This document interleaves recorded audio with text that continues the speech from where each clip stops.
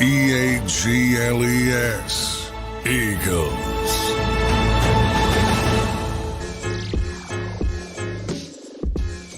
Week 2, everybody, is here. Eagles versus Falcons set to kick off in about an hour and 15 minutes from now on ESPN. That's Dan Sileo. I'm Zander Krause. We'll be joined by John McMullen coming up in a little bit from Lincoln Financial Field. He was just live at the Nick Foles press conference.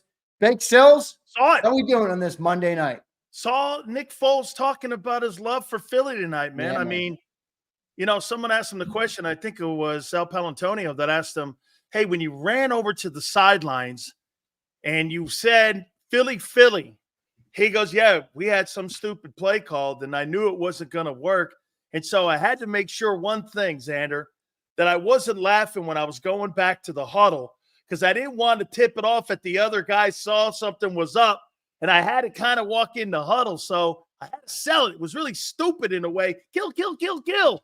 But I got to tell you, man, of all the plays in Super Bowl history, I think I've told you this before and I've told others this, that has to be one of the greatest plays in Super Bowl history on what is maybe one of the most memorable plays of all time. That was without a doubt. And by the way, it was a kill shot basically on the GOATs, Belichick and Brady, man. It was one of the greatest moments. How cool is that for the fans tonight at Lincoln Financial, though? Yeah. First real true home game tonight. Nick Foles is there to open up the shop, and you get Atlanta Falcons rolling into town there, and you got Nick Foles there too. That's pretty cool. Yeah, pretty incredible night for all of Philadelphia, as you pointed out, for all the fans, for the team, for the organization. He spoke. It was great to listen to him speak and have Nick back in the building. What a night, Sills. You open at the Link tonight. It's Atlanta, Monday Night Football. The whole world is watching in terms of prime time, and they're going to retire Nick Foles as a Philadelphia Eagle, the only man to bring this city a Vince Lombardi trophy, a Super Bowl trophy, a parade down Broad Street. So great stuff from Nick Foles tonight.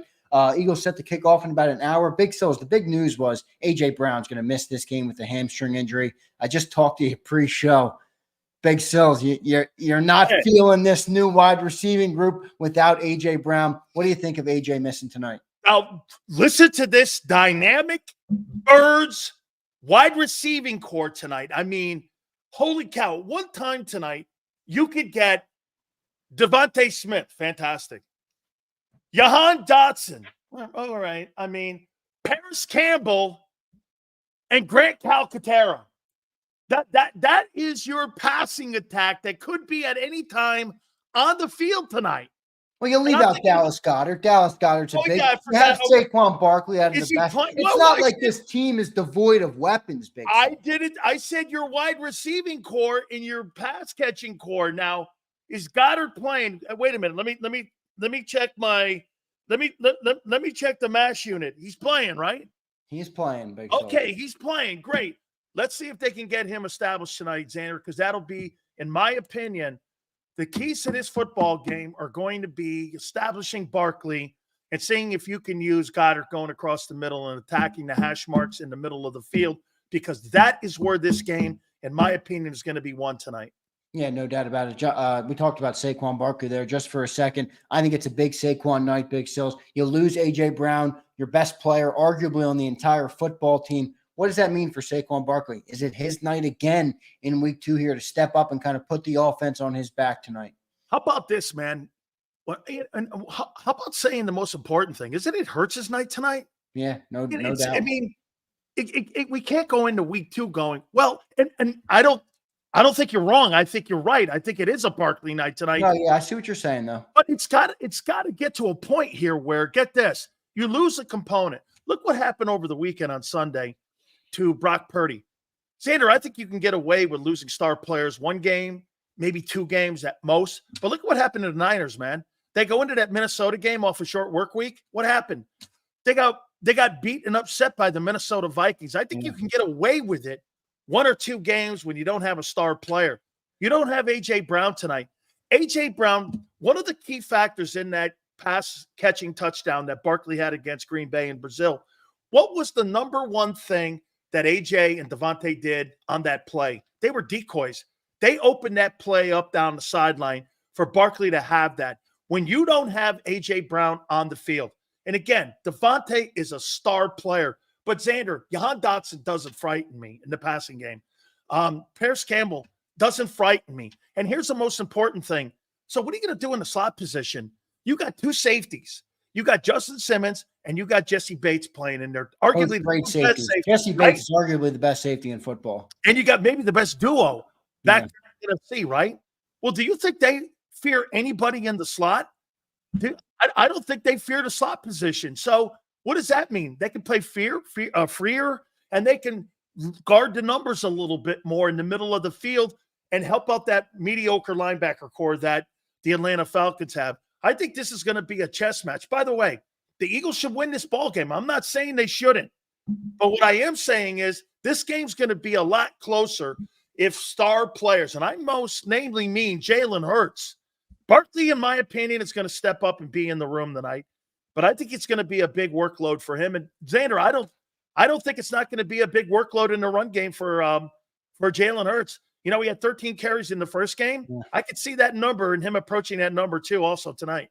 Yeah, no doubt about it. And look, you bring up a good point. He's the main man, right? We talk about Saquon and what Devontae is going to do without AJ. How about Jalen Hurts, right? I mean, the $50+ million quarterback, arguably, you know, many in Philly call him a top 5 quarterback in the NFL. Well, it's your time to show it, young man. You got no AJ Brown tonight. You're coming in here, prime time, Nick Foles retirement ceremony. I mean, it's time for Jalen Hurts to step up and kind of be that guy tonight. When you look at him, what do you expect from him tonight, Big Sills? I think you're going to play and when you watched Atlanta, if you go back and watch that 22, and I think you and I both have, and I've watched it twice, Atlanta played good on defense, dude.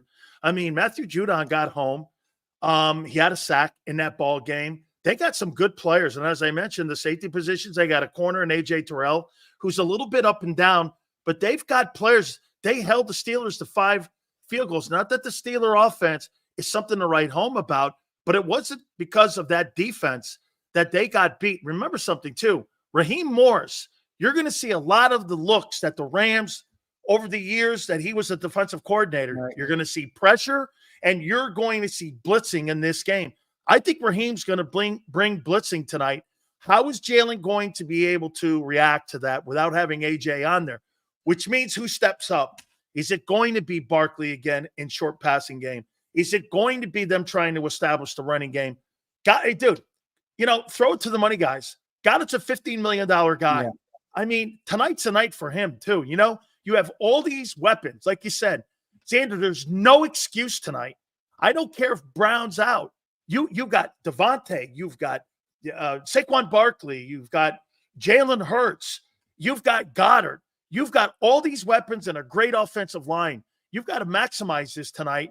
I think this game is on Jalen Hurts tonight, not to make mistakes. Look, he doesn't have to beat Atlanta. He doesn't have to be sensational tonight. He's got to be effective and protect the football. Cousins has to be spectacular tonight. Right. Jalen doesn't. He just has to be efficient. Well, he's got to be good too. I mean, look, you lose A.J. Brown. That obviously is a big target. And then you brought up the blitz. It's something I want to talk about with you here, Sills. Everybody was pumped about Jalen Hurts' performance in the blitz in week 1. 6 of 7, a perfect quarterback rating, a touchdown pass. He responded to all the offseason calls. Will Jalen be able to handle the blitz? Sills, they brought it 7 times. I mean, the book was out on Jalen, and they didn't blitz him at all, the Packers, in week 1. I was blown away to hear. I mean, I was thrilled. Hey, great job, 6 of 7. But 7 blitzes. I think Raheem Morris is going to bring it a lot more than 7 times tonight. How will Jalen respond? Remember, you don't just have it as simple as, let's get a slant with A.J. Brown or an A.J. Brown hot route. You don't have him out there. How do you respond to the blitz tonight with, I think, a much more savvy defensive mind in Raheem Morris than what the Packers had? Absolutely. And I also happen to think that Raheem's going to look at the motion and what the signature move was in the motion, that when Jalen Hurts had motion, they were trying to move the secondary and the safeties around. Well, you know what? Xavier McKinney is a fine ball player, and he's a really good player. But these two guys are elite safeties, and you're not going to fool them because now there's a little bit of tape on Kellen Moore in this offense with Jalen. Yep. We're going to find out a little bit on if they're tipping off their pitches, as I like to say. I mean, Xander, he was excellent with motion in that Packer game. Without motion, there were turnovers across the middle of the field. And I didn't really think he was that effective, and he made poor decisions, and late throws when he didn't have that motion to throw the ball in that game against Green Bay. So, I'll tell you somebody else who's on the line tonight. It's got to be Kellen Moore tonight. Yeah, no doubt. How are you going to take the loss of AJ, and how are you going to compensate for the loss of that A-plus player? Because that guy was the dude that moved the sticks. He was the most feared guy. Let's face it. He's the most feared guy in that huddle. He's the best player on the football team. He's the guy that beats you. We talked about it on our show, the National Football Show. In the last game against the Buccaneers without AJ, Devontae, I didn't realize, had 150 yards and 7 or 8 catches. Yeah. They were non-factor yards. He's not going to beat you when it comes to just carrying a team across the finish line. A.J. Brown is the guy that carries you across the finish line. So, Zander, I want to see how Kellen Moore does this tonight. Yeah, he's got to get the ball. Look, Jalen Hurts is going to have to spread the ball around, no doubt. And Kellen Moore is going to have to be more creative. It's one thing to call a great offense when you have $175 million. You got 2 stud wide receivers, a great tight end, a great running back. Now you lose A.J. Brown. This is where Kellen Moore, I think, is going to make his money. I think you bring up a great point there. So let's shift to the defensive side of the ball here for the Eagles. Kirk Cousins, man, he was a statue in week 1. Looked like he was immobile almost, was not the same guy. If you're Vic Fangio, if you're that defensive line, how are you approaching the game tonight to slow down this Atlanta offense? There's no doubt that the injury, whether he's healed or not, there were comments made, at the Atlanta camp, and we had David Archer, part of the broadcast team, he was saying that he's healthy. Well, maybe he's not healthy mentally. And what I mean by that is, you could come back from an injury, but once you get into a game, anybody who's had any kind of knee injury, I've had a knee injury, you get into a game, you're like, man, is it stable? Am I going to be able to make a cut here? Am I not going to be able to make a cut? And what's the one thing that really moved him in that game against the Steelers this past weekend and week 1 for the Atlanta Falcons was internal pressure. Hayward did a great job of moving the pocket. How many times did we see the pressure up the middle? And Kirk Cousins, I'll tell you this, Xander, tonight, if Cousins is able to step up in the pocket and they don't get the pressure that they did not give Jordan Love in that Green Bay game, and I'm talking Davis and Carter. You're talking interior of that D-line. That's right. Push the pocket. Cousins is going to complete some passes. Now, will he complete enough to win? That I don't know, but I do know this. You let any quarterback, look at Sam Darnold. What's the one thing the Minnesota Vikings, there's 2 things actually that Minnesota's doing in the first 2 weeks. They're running the ball with Aaron Jones well, and they're protecting Darnold. Darnold's a turnover machine, yet he's 2-0 now. Why? Protecting the ball and running the ball. If Atlanta's able to get Bijan Robinson going in the run game and they're able to protect, Cousins might have a big night tonight. Now, again, Cousins in prime time and all that. I mean, I don't like to go down that line because every year is a different chapter in a any story. given Sunday. I don't like to subscribe. Yeah, I don't really go down there because personnel is different each and every single year. But tonight really comes down to those 2 guys in the middle. Xander, Jordan Davis, Jesus criminy, man. Okay. If not now, when? They need him year tonight. 3. It's time. It's year 3, Sills. It's time for Jordan Davis to make an impact on a game. And I know he's a nose, so I understand people don't, if you're expecting sacks, right? You got to do something. And like you said, push the pocket back. Don't let him step up in the pocket and have a clean spot to throw it. Sills, I will say this though about that Atlanta offense, man. You talk about Kirk and we talk about them not being. They got Drake London, they got Kyle Pitts, they got Darnell Mooney, they got Ray McLeod, and they got Bijan Robinson. They might not have been great on paper in week 1, but they are a team that has a lot of potential. It's a word we hate. It means you haven't done it yet, but they do have it. At any given moment, they could start to click, especially with Kirk Cousins, who's kind of a streaky quarterback, but when he gets it going, he gets hot. That is kind of a scary offense when you look at the personnel that they have. If you're the secondary, how are you approaching it? How to stop them? I don't really think we have the great matchups in that secondary to match up with those wideouts. I'm going to make a comparison here, and it's probably a cheap man's version of the comparison, but, Cousins reminds me a lot of Eli. He gets on them rolls. I can see that, yeah. And he gets on them rolls, and you know what? He's great when he's on those rolls, but he also gets on those negative rolls. And what was the common denominator between those 2 guys? Pressure. I'm telling you, Xander, like you said, I pointed it out too.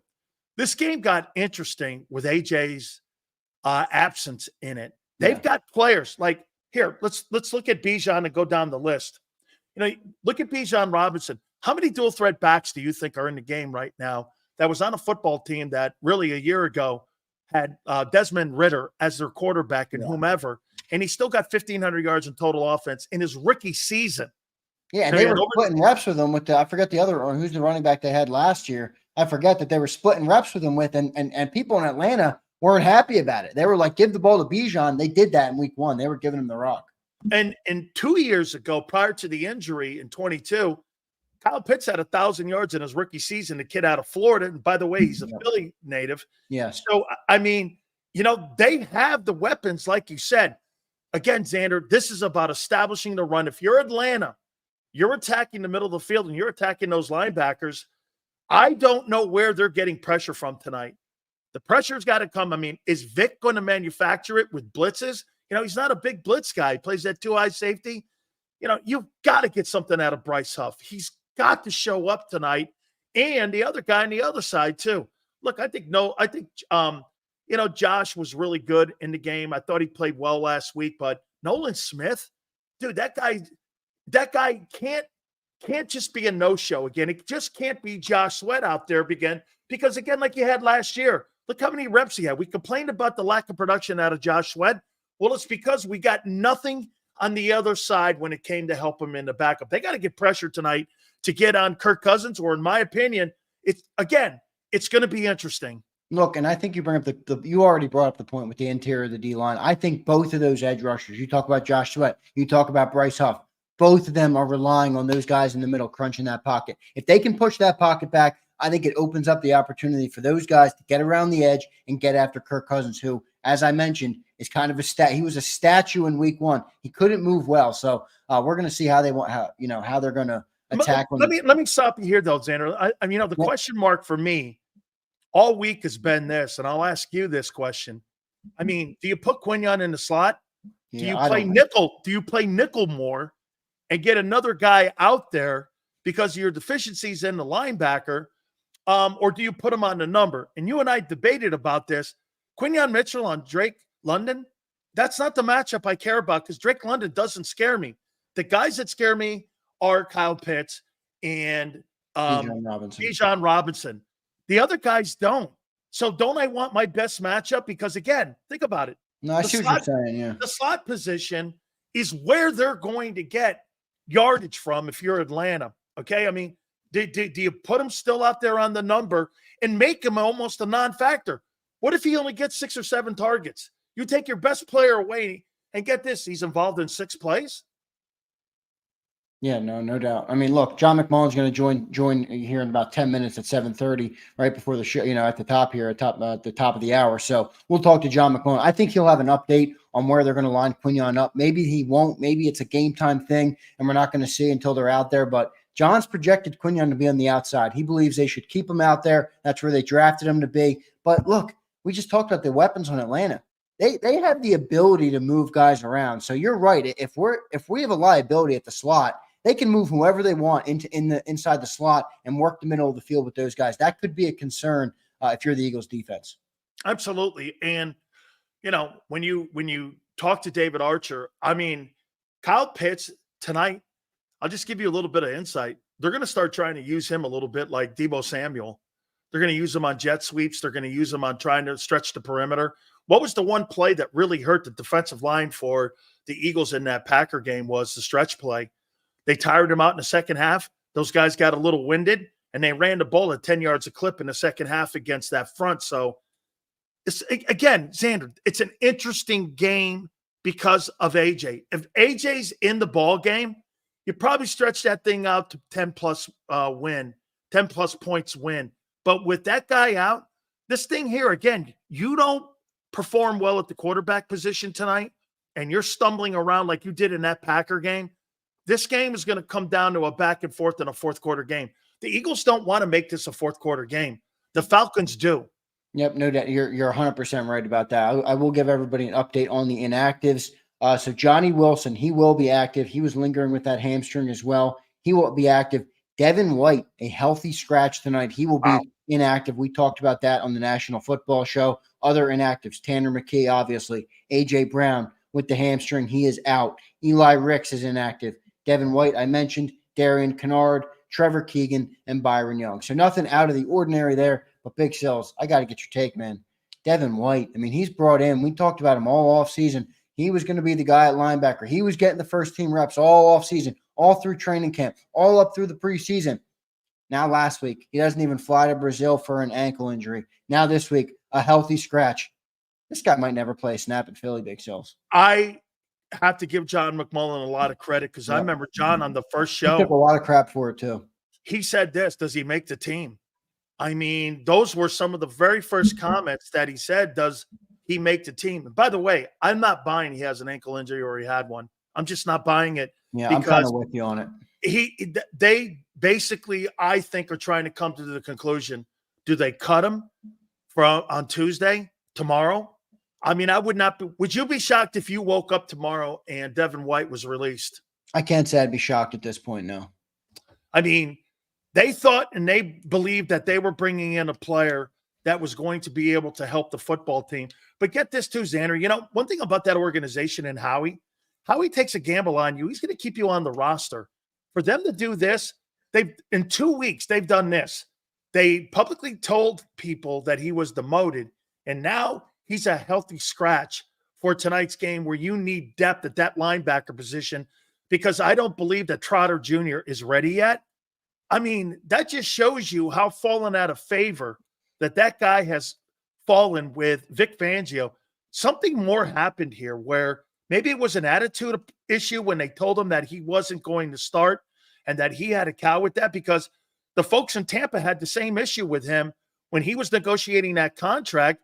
It just seems to me that the biggest muscle in this guy's body is his brain, and I think it gets the best of him.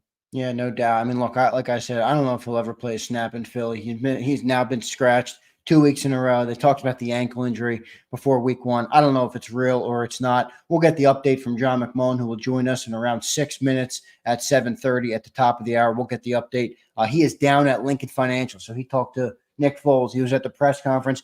He's down, kind of taking in the atmosphere. I love to hear what's going on down from the stadium, right? Big Sills. You talk about, Lincoln Financial. It's one of the best stadiums, I think, in the NFL. So we're going to been there numerous times. It's absolutely a great environment. Yeah. What I like about it, too, is that the sidelines is right on top of the team, and it's right on top of the field. So you get that noise control there. And, I've been there numerous times for Army-Navy games, there for an Eagle game. Yep. It's really, truly a great football game. But I'll tell you tonight, too, Xander, Isaiah Rodgers is going to be a focal point here, and if that guy's healthy to play, I want to know what they're going to do.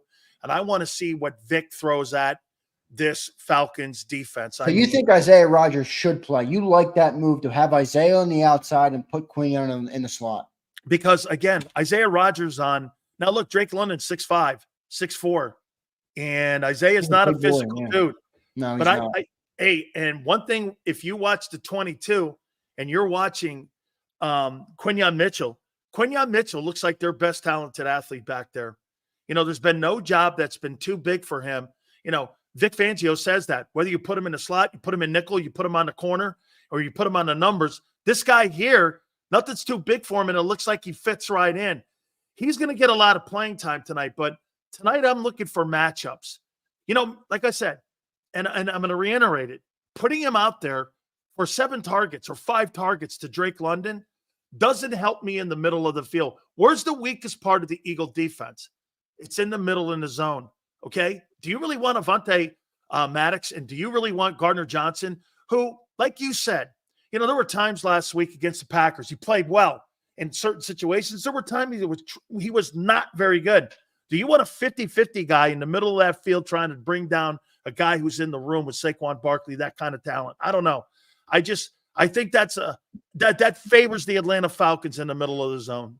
Now flip to the other side, Sills. If you're the Eagles, where's that Atlanta? Where's the hole on that defense? And if you're Jalen Hurts, Kellen Moore, where do you want to target tonight? I mean, look, that secondary, Sills, you named it. The safeties, AJ Terrell, the starting cornerback. They got some great players in that secondary. Where are you targeting if you're the Eagles offense? I want to get play action going, which means I want to get the run going. and I want to target those linebackers. They played really well against the Pittsburgh Steelers. But then again, Justin Fields, do you really think Justin Fields is going to threaten the middle of the field? That offense is putrid. How about this, Zander? I went back and counted how many times Fields threw across the middle of the field in that Atlanta game. He threw twice, which meant he was not and didn't want any part of the middle of the field, and he threw to the numbers. So the backers look good for Atlanta. Now, I'll say it. There's no way Jalen Hurts is Justin Fields. There's no comparison. They're not even comparable. It's not. However, he does struggle across the middle of the field. Yeah, he had 2 turnovers last week against the middle of the field. That'll be something to keep an eye on. I would attack the middle once again. I mean, even me saying this, Zander, check it out. Okay, Devontae Smith, Jahan Dotson, and Paris Campbell. That's not really frightening me. I mean, that's what basically they're going to throw at you. And before we get John on, think about that tonight, what AJ's absence means. I mean, Devontae Smith, fantastic.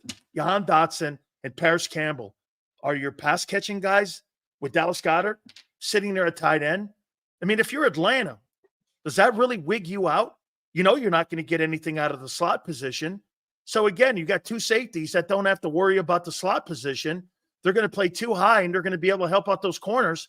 And double-teaming Devontae Smith, me personally, it's all about Barkley getting established tonight, in my opinion, with the loss of A.J. Smith. AJ Brown, excuse me. Yeah, let's bring in our friend John McMullen live from Lincoln Financial Field. There's Johnny Mac. Johnny Mac live from the stadium. What's the update? Give us the inactives, Johnny Mac, and just your first takeaways here as we prepare just 50 minutes out to kick off. Yeah, well, the most notable of the inactives would be Devin White as a healthy scratch. Obviously, besides A.J. Brown, which we already knew, A.J. having been ruled out on Sunday, downgraded with a hamstring injury. So as far as the surprise part of it, Devin White being a healthy scratch, the fact of the matter is Nakobe Dean's the starting middle linebacker, and from that point, you have Warren Burks and Ben Van Sumeren, who are better equipped to help with special teams. So it's going to be difficult, barring an injury, for Devin White to be active at this stage of the game. But Nick Sirianni has talked about this being a long season, and at some point the Eagles are probably going to need Devin White. Not going to be obviously early in the season, and it makes some sense, as I mentioned, from that special team standpoint. The other inactives are emergency quarterback Tanner McKee, obviously, Darian Kennard, Trevor Keegan, Byron Young, who were inactive last week. Eli Ricks at cornerback is inactive as well. So basically business as usual. A little bit of a surprise for some people with Devin White being a healthy scratch, but it really shouldn't have been, guys. John, I've been debating with Zander all week. I mean, the matchups look like, to me, it's going to be across the middle of the field with Bijan and maybe Kyle Pitts. Drake London doesn't really frighten me on the numbers in any way. Have you heard, or have you had an indication if they're going to play Quinion on the numbers or if they're going to play him in the slot? No,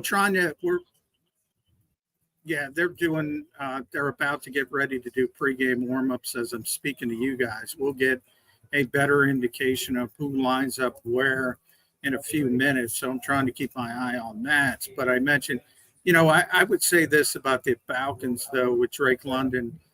Typically you've seen this in the past, and I mentioned it with Marvin Harrison Jr.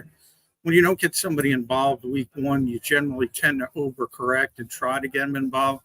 My concern with the Falcons isn't about Drake London versus Kyle Pitts versus Mooney. It's about how healthy is Kirk Cousins, and he did not look healthy. He tore that Achilles in late October, so it's a really quick comeback for him.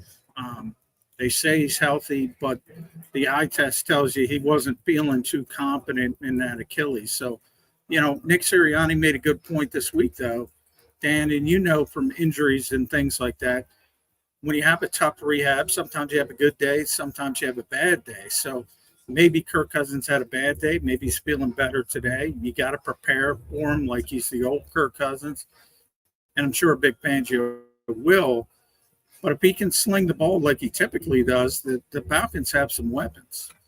No doubt about it. John, on the offensive side of the ball for the Eagles, no A.J. Brown tonight. What do you do to establish your offensive game plan here early in the game? Is it as simple as rely on Saquon Barkley in the running game and establish the run early? What would be your method coming into this game with no A.J. Brown? Yeah, it's going to be interesting. It's a nice little test for Kellen Moore because if you think about it, everything's pushed back a day, but game plan day is typically Tuesday for the Eagles. It was Wednesday this week, so they had the game plan installed with A.J. Brown, and then all of a sudden A.J. tweaks the hamstring late in the week, and you have to sort of scrap it. It's not like you can just say, oh, Jahan Dotson, go do A.J. Brown's job. That's not going to work. They elevated Paris Campbell from the practice squad, so they're going to have some extra help there. E.J. Jenkins from the practice squad as well, but again, not A.J. Brown. So it's going to be interesting. A test for Kellen Moore, as I said. He had to tweak that game plan late in the week. I would lean on Saquon Barkley more than maybe they originally planned to do. I think that's the strength of your team, minus A.J. Brown. But it is going to be interesting to see how Kellen Moore adjusts because he had to do it late in the week. John, do you think we're going to see what we saw in week 1 with Jalen too, 13 carries? You had 24 carries with Barkley, like you said. With the loss of AJ, you're going to want low risk, low turnover percentage plays in a game like this. Make Atlanta beat you. You know what I mean? You've got stars all over the place. And I think if the Eagles are just patient tonight, John, they've got the advantage. They're home. They've got stars. They've got guys.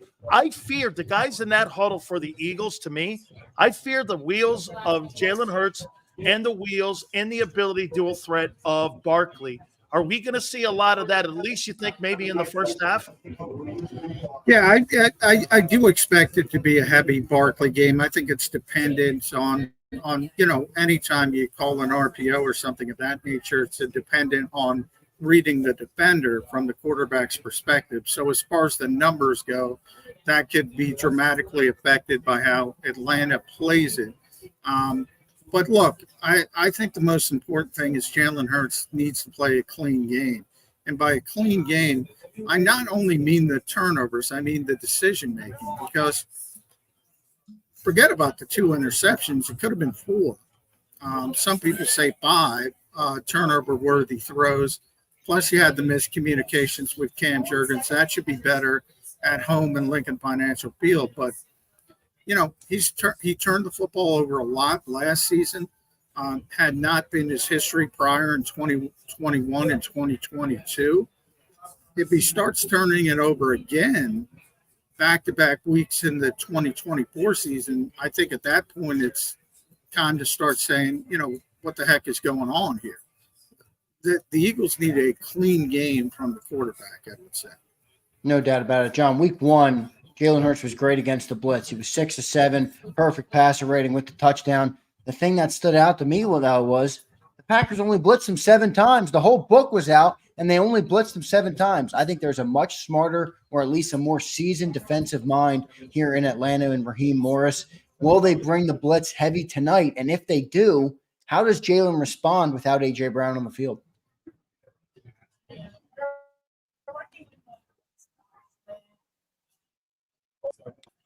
Yeah, I mean, that's going to continue to be one of those things that'll be a story. I think maybe the field was an issue that slowed down the blitzing from Green Bay in Brazil.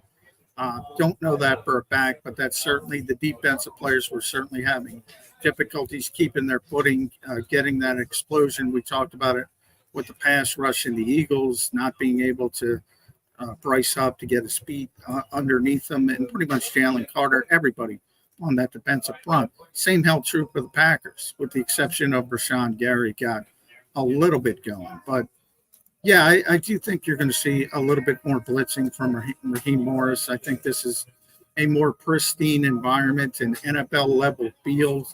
And I think people are going to have more comfortable both sides doing what they want to do and not worrying about the footing. So, yeah, they're going to be tested. 6 out of 7 is not going to deter people in the NFL until they see Jalen and the Eagles handle that blitz consistently. And it becomes more difficult because you don't have A.J. Brown. So, Devontae Smith is still a high-level player. Obviously, Dallas Goedert is a danger. But, look, A.J.'s the guy. He's number one. He's the best player on this football team, and he's not available. So, Raheem Morris probably feels a little bit better than he did a couple of days ago when it comes to preparing for this team. John, the defensive tackles tonight for the Eagles, I mean, second half of that football game against Green Bay, they were gashed at 10 yards a carry. I mean, if you really go back even to a year ago, I mean, I can't remember the last time the 2 tackles played inside have really played well against the run. I mean, if they get play action going tonight, I don't care who you are. You could be Sam Darnold, the turnover machine. Quarterbacks in the league are going to find and complete passes if you don't get some pressure on the quarterback. And if you go back to that Steeler game, John, the perimeter pressure from TJ Watt, no question, was a factor. But I thought it was Hayward and the rest of the guys that were closing that pocket down and didn't allow Cousins to step up. And that was really the issue in that ball game. So for me tonight, I mean, those 2 guys have to be big tonight for them to be able. They got to stop the run, and they got to get pressure tonight. That's Sam Darnold disrespect. You might have to stop that, Dan. He's turned it into a pretty good player. Hey, they're 2-0 right now, and they just worked over the Niners. I know, right? Yeah. Zander knows. I was interested seeing him because he had a year under Kyle Shanahan. Looks like he understands now how to play the position. I think you might be singing a different tune, but I digress. As far as the defensive tackles, I mean, look, I gave him a mulligan last week because of the field. Look, I think it was a problem. I think it was tough to evaluate what was going on. Nobody could get their footing. I think it's fair to say. Now, if it happens again tonight, and Bijan Robinson is an explosive player, I think more explosive than Josh Jacobs, whether he's gotten to that level of production yet as a young player. We all know his upside, though. So very dangerous. And when it comes to stopping the run for the Philadelphia Eagles, it starts with Jordan Davis and it starts with Nakobe Dean. And they need to play better. And part of that is hand in hand because Jordan Davis has got to tie up blockers and Nakobe Dean's got to make sure that he's going to fill the gaps and tackle well. Other than Zach Vaughn, as I mentioned, for the Eagles, Reed Blankenship as well, and then Rashawn Gary for the Packers, I think everybody was pretty bad on the defensive side of the football for both teams, and a lot of that had to do with the field and the footing. Hey, John, if I see another performance by Zach Vaughn on my show tomorrow, I'm going to do my show on my knees for Howie. If that guy puts another performance like he did, and I heard you, John, going like this. John's talking about the game, and he kept going, I can't believe what I saw with Zach Vaughn. Where did that come from? Yeah. I was like, here's a guy that really, he got his opportunity. John, if he puts another game like that, and I'm not saying a 15-tackle effort, but if he looks anything remotely like he did, holy cow, man, that could be another storyline here going forward on how we finding a guy on somebody's roster. Yeah, I don't know if that is sustainable, but for one game, he was phenomenal. He looked like Fred Warner or a reasonable facsimile. And I don't think anybody saw that coming. But, I'll tell you what, it looks like Vic Fangio is trying to replicate what he had with Andrew Van Ginkel in Miami as sort of a hybrid edge rusher, off-ball linebacker. And I'm trying to get a peek here of what the Eagles are doing defensively and whether Quinion's going to line up outside. And can't tell just yet, but I'll try to keep an eye, and I'll text you guys to see if I see it. But, he played great. There's nothing bad to say about Zach Ball.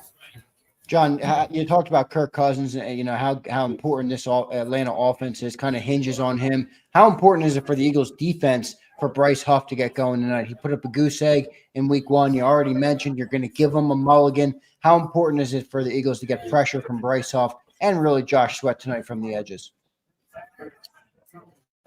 Yeah, I mean, look, the pass rush has got to be better as a whole. And again, same thing. Field, all-putting. He beat his player, the opponents to spots, but he couldn't make that secondary move on the turf. So, look, there's no more excuses. So if we're talking about no sacks again, if we're talking about a clean sheet like it's a soccer game, and there's no pressures, no quarterback hits, then maybe you start worrying about Bryce Huff. I got a feeling you're going to see at least one sack. And I will say this about Bryce Huff. He had 68 pressures last year. This is not like a guy who hasn't performed at the NFL level.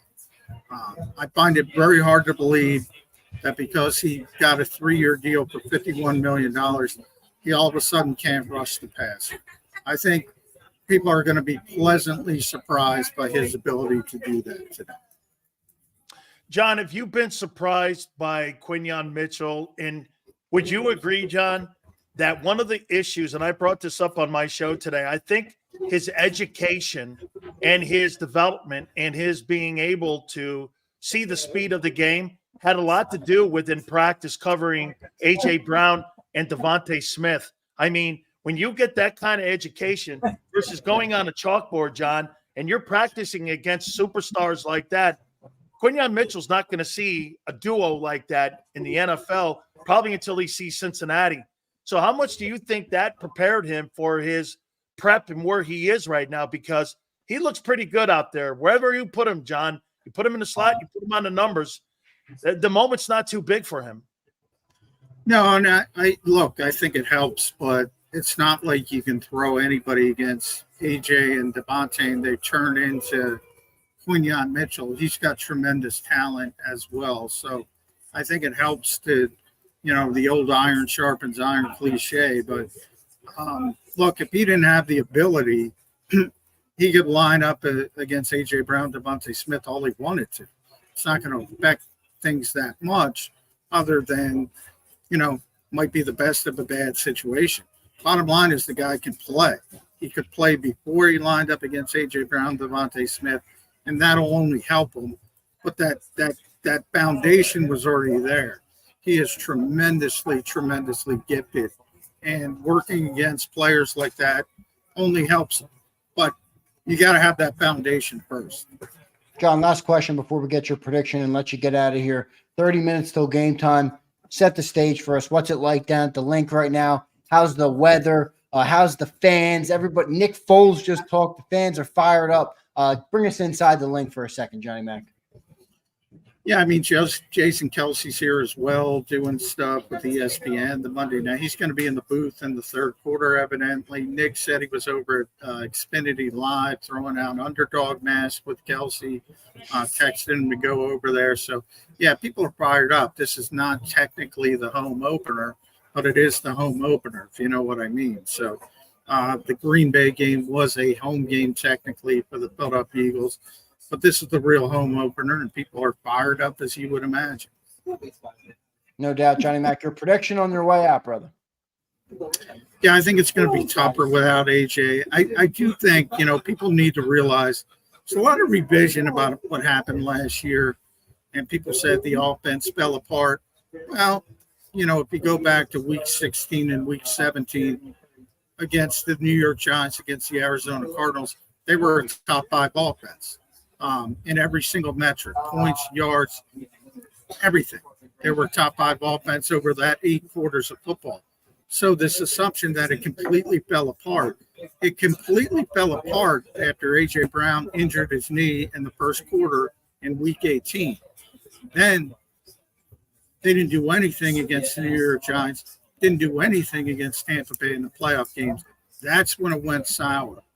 This team has not performed well without A.J. Brown. I think it becomes more difficult. they're better prepared with Saquon Barkley than they were last year to maybe persevere. Jahan Dotson as well. But I do think it's going to be tougher than I expected it to be without A.J. Brown. I think that home opener gets them over the top, but it'll be a one-score game. I think I had the Eagles 27-23, somewhere in that range. Hey, John, I want to see Philly tonight. I want to see Philly tonight. Yeah, I don't know if you're going to see it, but there's a lot of talk about it. So I don't know if a trick play is going to be a trick play if it's not a trick, Dan.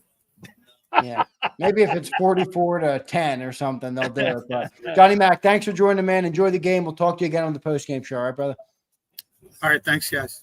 All right, there's John McMullen live from the link. Great stuff there from the link. You can tell the atmosphere is already bumping down there. Dan, we're going to take our final commercial break here on the pregame show. We'll come back. We'll put our closing.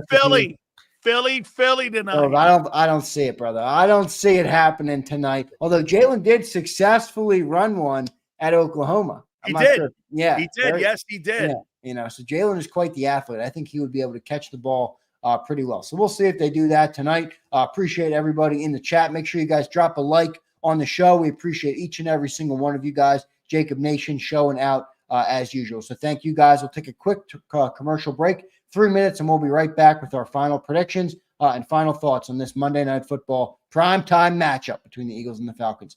Stay tuned, everybody. He's blocked well and tries to cut through the middle. Oh! Your gut says Miami is going to win, and you should take the over. Your gut also said your NFT selfies would only go up in value. They didn't. But your head is on Sports Grid and knows the QB is in concussion protocol. The backup has a 45 QBR against the zone coverage. The New York D has the most sacks in the league. So yeah, trust your head. It's smarter to be on Sports Grid.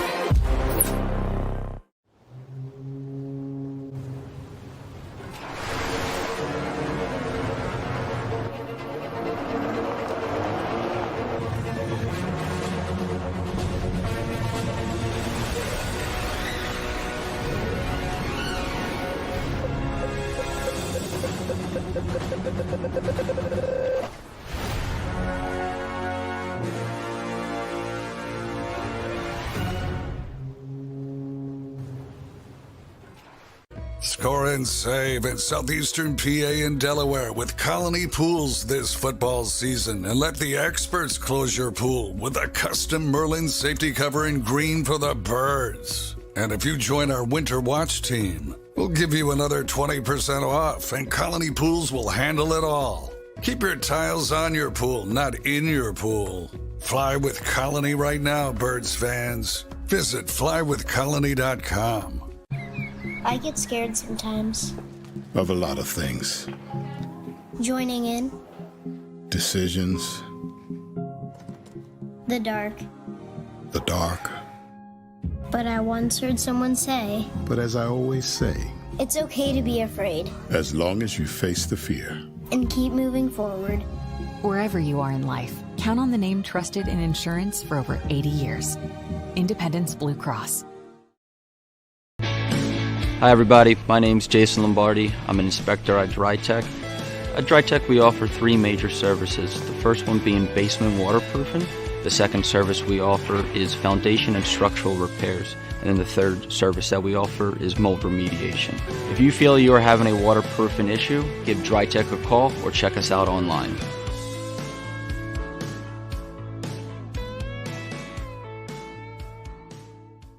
Heading down the shore, have a ball once more. Here, imaginations run wild and time stands still. Because here, you can find the best of the Jersey Shore, all on one 5-mile island. So leave the old you behind and get lost in the woods. Wild, wild, wildwood day. Plan your stay in the Wildwoods today. EAGLES. Eagles.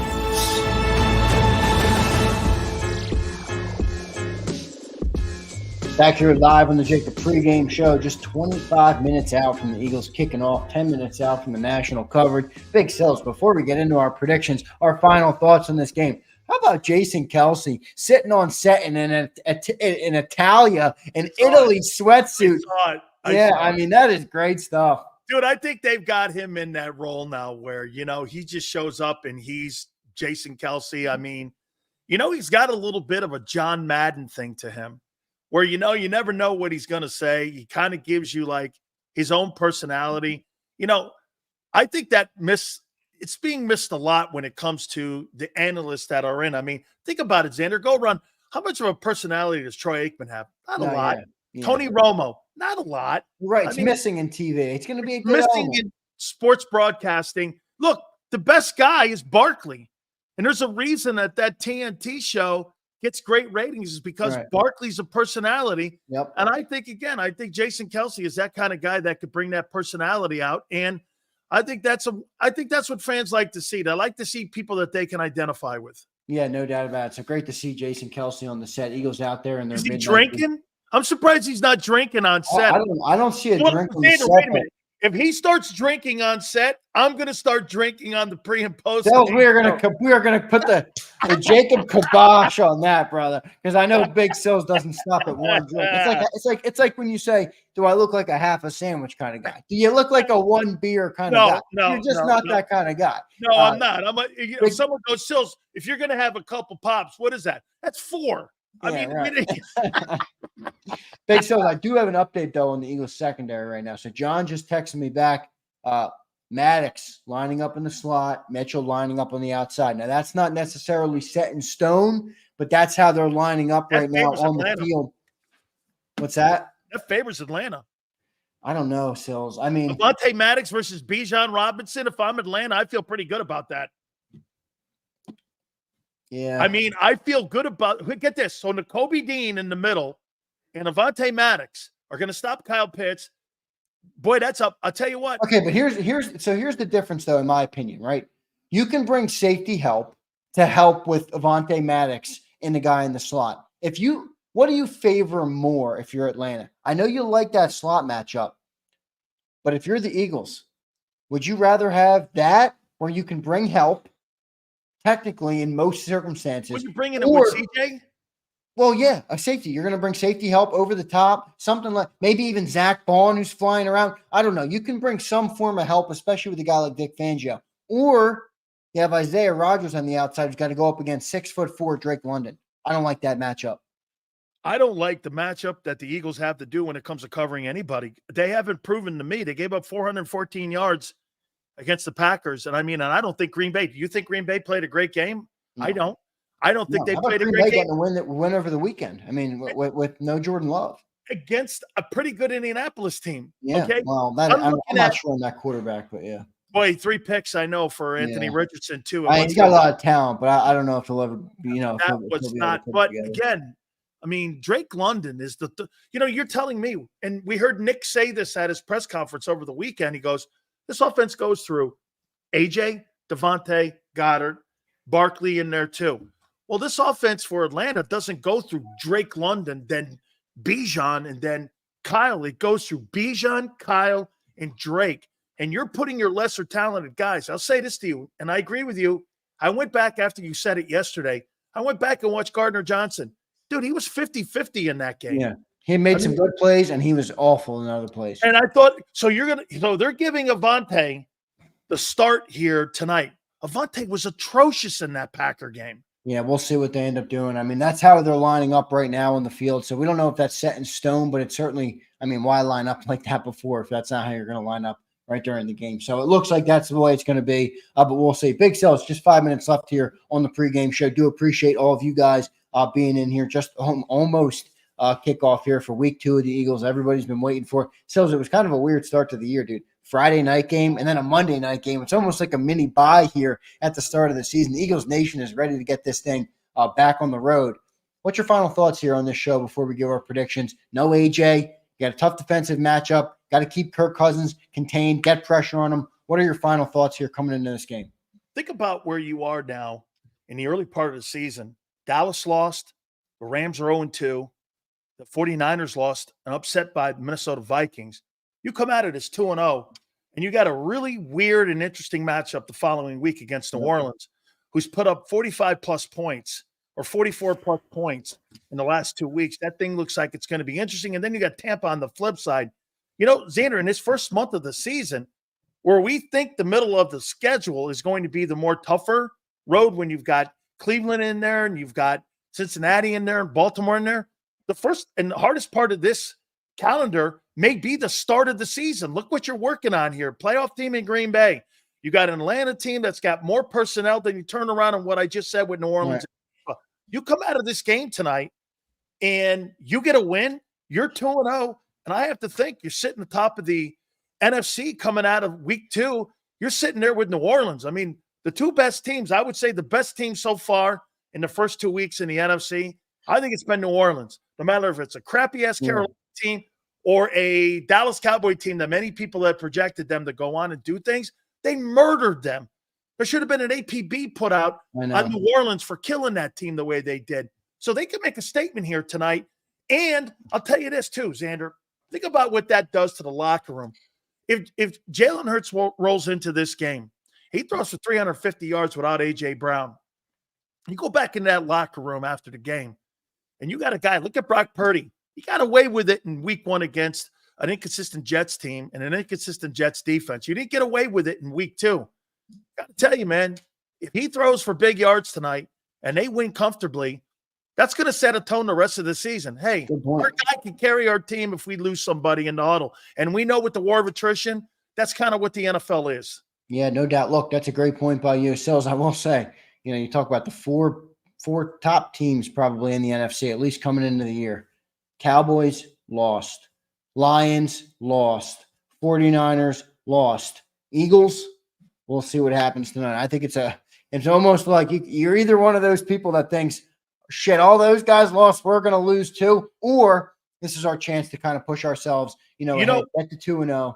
How about this too, Zander? I mean, one thing you could say all you want about Jalen not playing well in week 1. I don't think Patrick Mahomes has played well.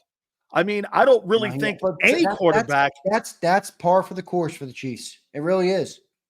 I mean, I don't even think he played well in the Super Bowl.